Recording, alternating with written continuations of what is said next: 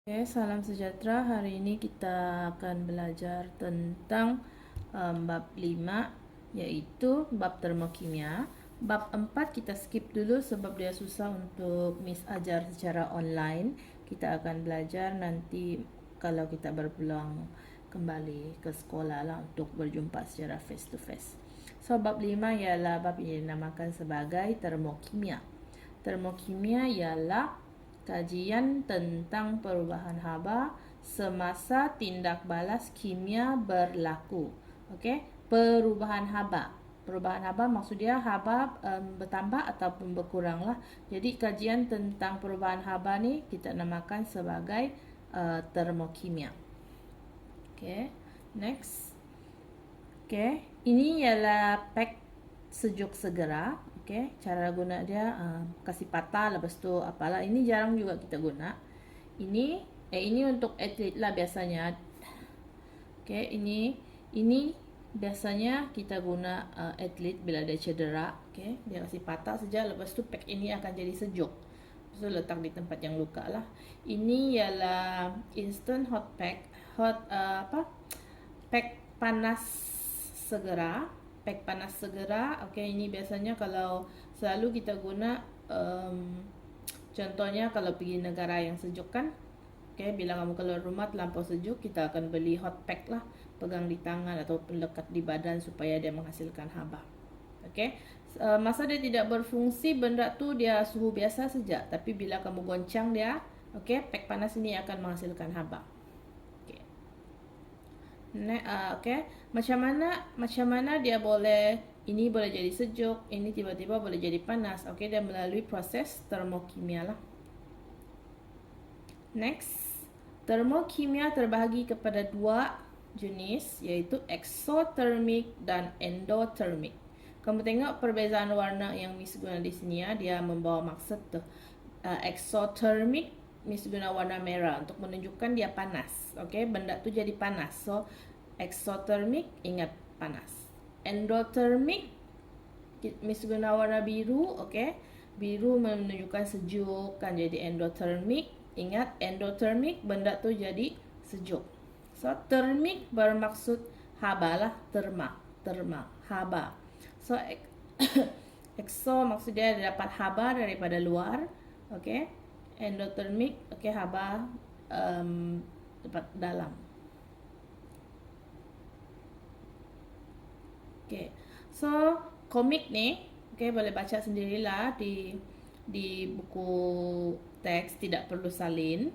Bilang cikgu, bagaimanakah kita dapat mengenal pasti tindak balas, okay, sama ada ya exothermic atau endothermic. So cikgu dia bilang mudah sahaja. Kalau ini di kelas ni kita akan main lakon-lakon ni kan. Jadi sekarang tiada orang boleh lakon, Miss jelah lakon. Caranya kita perlu mengesan perubahan suhu air di dalam bekas. Jika air di dalam bekas menjadi panas, okay, tindak balas kimia yang berlaku dalam bekas itu adalah exo. Okay, cuba fikir, kenapa kalau air dalam bekas jadi panas tu dia ialah exothermic. Jika air dalam bekas menjadi sejuk, tindak balas kimia yang berlaku di dalam bekas itu adalah tindak balas endothermic. Okay, ingat tak? Kalau air dalam bekas jadi sejuk, dia endothermic. Kalau air dalam bekas jadi panas, dia exothermic. Nanti kita tengok kenapa. Apa beza dia.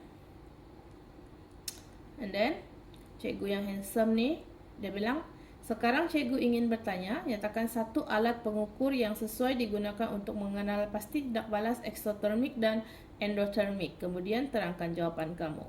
Okay. Dia bilang guna termometer lah. Okay. Guna termometer kita boleh tahu dia exothermic kah dia endothermic. Kenapa? Sebab termokimia ialah kajian tentang perubahan haba kan. Jadi perubahan haba boleh diukur melalui dengan menggunakan termometer lah, iaitu kita ukur suhu dia. Suhu dia naik kah, suhu dia turun. Okey. Bacaan termometer meningkat menunjukkan haba dibebaskan ke persekitaran. Okey. So, kenapa kalau bacaan termometer meningkat? Maksud dia haba dibebaskan ke persekitaran. Okey. Hal ini ialah tindak balas exothermic. Sebaliknya, bacaan termometer menurun menunjukkan haba diserap dari persekitaran. Hal ini pula ialah tindak balas endotermik. Okey.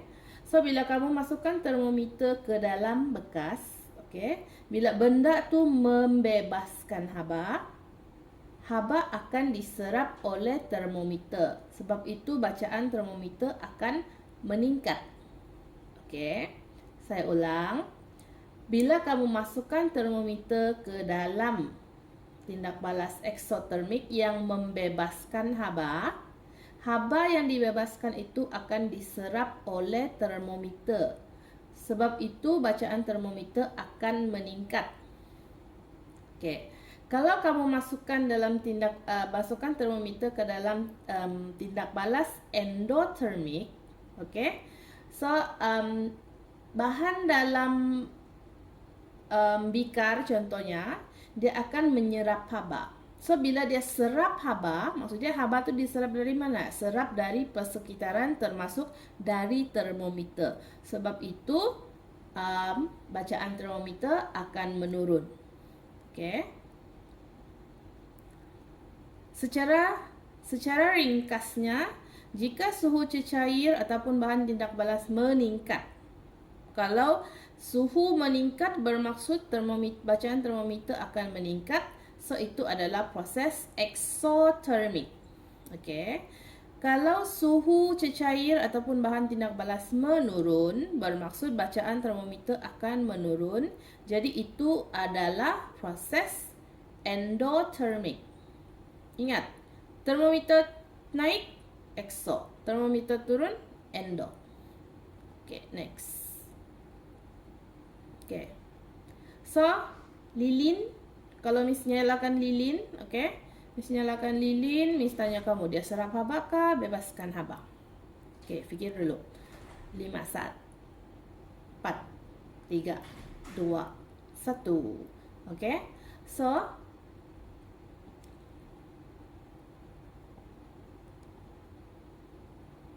bila kamu nyalakan lilin, okay, suhu sekeliling akan meningkat. Macam mana kamu tahu? Okey, letaklah tangan di sekeliling ni, kamu akan rasa panas. Okey?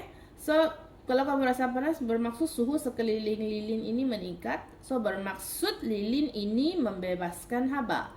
So, kalau bebaskan haba, ekso kah endo? So, jawapannya eksotermik. Okey? Bebaskan haba bermaksud eksotermik. Okay. And then es krim yang mencair, serap haba atau bebaskan haba?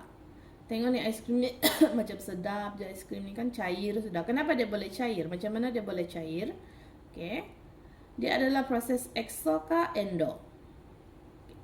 So, ini suhu sekeliling menurun. Suhu sekeliling menurun bermaksud es krim ini menyerap haba. Okay. Kenapa? Kan es krim ni kita kasih keluar daripada ice box, dia akan cair. Kenapa dia cair? Sebab dia serap haba lah. So kalau dia serap haba, okay, bermaksud dia ialah endotermik. Okay, next. Okay, daripada gambar aja ni kita boleh tengok lebih senang lah untuk faham. Okay, kalau kamu tengok dia anak panah keluar, bermaksud dia membebaskan haba. Membebaskan haba, eksotermik. Okay. Kalau dia anak panah tunjuk masuk, bermaksud dia menyerap haba. Menyerap haba adalah endotermik. Okay. Sama jugalah dengan ini. Okay. Ini dia guna kelalang kon. Okay, ini dalam makmal. So, kalau kamu menjalankan satu proses, kamu masukkan bahan kimia dalam sini. Okay, tiba-tiba kamu rasa dia panas. Kamu pegang di sekeliling kelalang kon ni, kamu rasa panas, bermaksud dia membebaskan haba. So, bacaan termometer akan meningkat. Ini menunjukkan ini adalah eksotermik. Okey, ini yang jarang-jarang. Kalau kita ada di sekolah, kita boleh buat. Okey, kalau kamu masukkan bahan kimia dalam ni, okey, tiba-tiba kamu pegang di luar kelalang kon ni, dia jadi sejuk. Dia macam air yang masuk dalam ice box. Okey, dia akan jadi sejuk bila kamu pegang kelalang kon ni, dia jadi sejuk. Bagaimana haba di sini? haba ini diserap ke dalam bahan kimia ni. So di luar akan rasa lebih sejuk. So ini adalah proses endothermic lah. Exo bebas haba, endo serap haba. And then ini, ini Miss ambil daripada buku teks kamu. Ada 4 contoh dia bagi di sini. Pembakaran bunga api, fotosintesis, membuat kek dengan respirasi. Ini semua adalah exo atau endo. Sampai di sini kamu pause dulu video ni sekejap. Stop dulu. Kamu fikir dulu. Catat dulu di mana-mana. Pembakaran bunga api ni endo ke exo?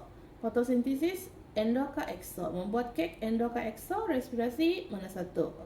Lepas kamu sudah catat jawapan, baru kamu play balik video ni untuk ke slide seterusnya lah. So ini Miss ambil daripada buku teks juga. Ini adalah rumusan, perlu ada dalam kamu punya nota lah. Termokimia ialah kajian tentang perubahan haba semasa tindak balas kimia berlaku. So ada 2, dibebaskan ataupun diserap. So kita tengok dulu dibebaskan. Kalau haba dibebaskan ke persekitaran, nama dia exothermic. Kalau dia exothermic, maksudnya kamu akan rasa panas di sekeliling proses tu. Contohnya pembakaran kertas, letupan bom, respirasi, peneutralan asid dengan alkali. Yang menyebabkan suhu meningkat. Suhu ini maksudnya suhu sekeliling meningkat. Dalam hasil tindak balas lah. Haba untuk yang sebelah sini, haba diserap dari persekitaran. Dia serap dari persekitaran. Maksudnya persekitaran akan jadi sejuk sebab kamu ambil haba daripada persekitaran. Dan proses ini dinamakan sebagai tindak balas endothermic. Contohnya dalam proses fotosintesis. Kan kita pernah cakap kalau siang kita berdiri di bawah pokok, kita akan rasa sejuk kan? Sebab pokok tu mengambil haba daripada persekitaran, jadi kita rasa sejuk lah. Membuat kek. Kenapa membuat kek ni endothermic? Sebab kek tu menjadi panas. Maksudnya di sekeliling dia jadi lebih sejuk berbanding kek itu. Berbanding kek itu sendiri. So itu menunjukkan dia endothermic lah. Pengekstrakan besi daripada biji besi, melarutkan garam amonium dalam air. Yang menyebabkan suhu menurun. Maksudnya suhu sekeliling akan menurun berbanding benda tu sendiri, dia lebih panas berbanding sekeliling. Contohnya buat kek ni lah. Buat kek, kamu masak kek tu kan, kamu buat kek tu, kamu kasih keluar daripada oven, kamu tidak dapat pegang guna tangan masa dia masih panas. Sebab kek tu panas dan sekeliling dia lebih sejuk berbanding kek tu sendiri. So bila kalau sudah kek tu dia sejuk, masa kek tu menyejuk. Soalan. Kalau kamu kasih keluar kek tu daripada oven, masa kek itu menyejuk, itu ialah proses exo ke endo? Fikir. Jawapannya ialah proses exo. Kalau kek itu dikeluarkan daripada oven, itu proses exothermic. Masa kek tu dalam oven, dia endothermic. Sebab dia serap haba supaya dia boleh jadi kek yang masak. So ingat endothermic ialah endothermic akan menyebabkan suhu sekeliling menurun.